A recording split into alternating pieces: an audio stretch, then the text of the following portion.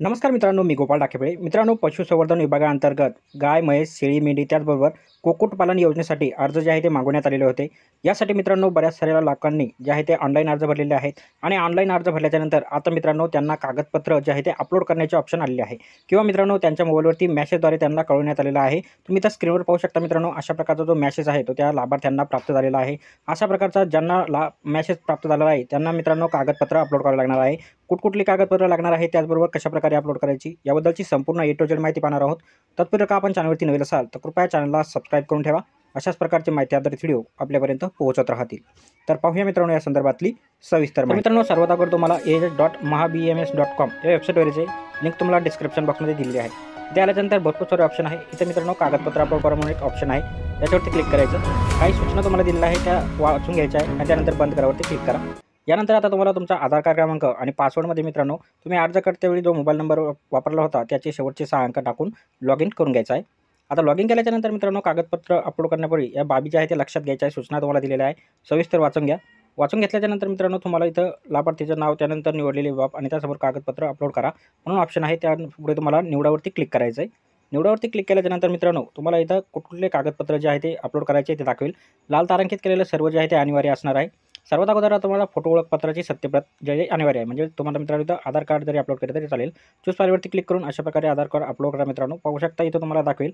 त्यानंतर शेवटती क्लिक करायचं आहे. आता निवडलेले कागदपत्र योग्य व जतन करण्यास सहमती आहे किंवा नाही, तर जर असेल बरोबर तर जतन करा वरती क्लिक करायचं आहे. याच्यानंतर पाहू शकता कागदपत्र यशस्वीरित्या साठवली आहेत अशा प्रकारे ऑप्शन येईल. आता तुम्हाला इथं दुसरा जो ऑप्शन आहे तो 7/12 जो आहे तो इथं अपलोड करायचा आहे. यासाठी मित्रांनो चूज फाईलवरती क्लिक करा. जिथं कुठेही तुम्ही तुमचा 7/12 सेव्ह केलेला असेल अशा प्रकारे मित्रांनो तो येणार आहे. एकदा बघून मित्रांनो फायनल तुम्हाला सेव्ह करायचं आहे. त्यानंतर मित्रांनो निवडलेले कागदपत्र योग्य आहे व जतन करण्यास सहमती आहे तर जतन करा. पाहू शकता मित्रांनो दुसरंही डॉक्युमेंट जे आहे ते जतन झालेलं आहे. आता अशाच प्रकारे तुम्हाला 8चं उत्तरसुद्धा अपलोड करायचं आहे. त्यासाठी चूज फाईलवरती क्लिक करा. चूज फाईलवरती क्लिक केल्याच्यानंतर मित्रांनो तुम्हाला इथं तुमचा 8चा जो उत्तर आहे तो अशा प्रकारे दिसेल. याच्यावरती क्लिक केल्याच्यानंतर तुम्हाला सेव्ह करायचं आहे. सेव्ह केल्याच्यानंतर मित्रांनो ही कागदपत्र यशस्वीरित्या जे आहे तिथं जतन होणार आहे. त्यानंतर मित्रांनो खाली तुम्हाला आता अपत्य दाखला जो काही अनिवार्य आहे सोम घोषणापत्र, याचा नमुना मित्रांनो मी तुम्हाला डिस्क्रिप्शन बॉक्समध्ये दिलेला आहे. तो सुद्धा तुम्ही अपलोड करून घ्यायचा आहे. अशा प्रकारे मित्रांनो हा नमुना आहे. याची लिंक तुम्हाला डिस्क्रिप्शन बॉक्समध्ये भेटेल. तो सविस्तर भरून मित्रांनो अशा प्रकारे अपलोड करा.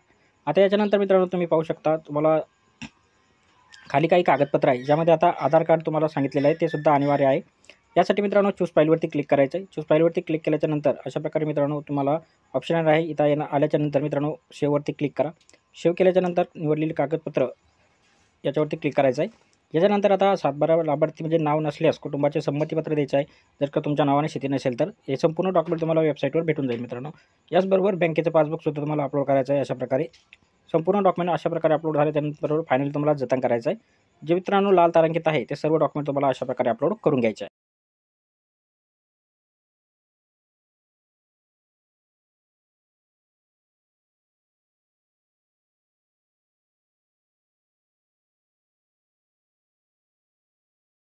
तर भेटूया मित्रांनो पुढच्या व्हिडिओमध्ये अशाच एका नवीन माहितीसह.